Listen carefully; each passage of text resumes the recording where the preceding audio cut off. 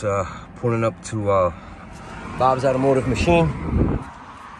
This guy's been here for 30 years, and this is who I work with to get my he cut my pressure plate here. This is like an old school machine shop. This is like a rarity up here in the Northeast.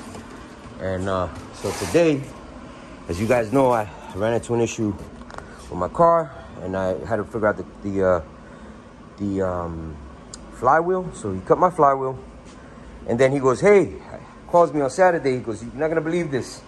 You know what I have? New old stock pressure plate, new old stock clutch. Even this one's even date marked from 19. Here we go, look at that. 1193. This is actually from Nippon. So, yeah, this is what you call what I consider divine intervention.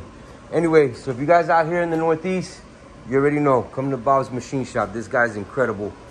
Cut my flywheel, dropped it off at 4 p.m. And the very next morning, calls me about 8:30 in the morning. Besides to tell me that he completed it, to also tell me that he had this gem here. So, very grateful. Thank you, Bob. Okay.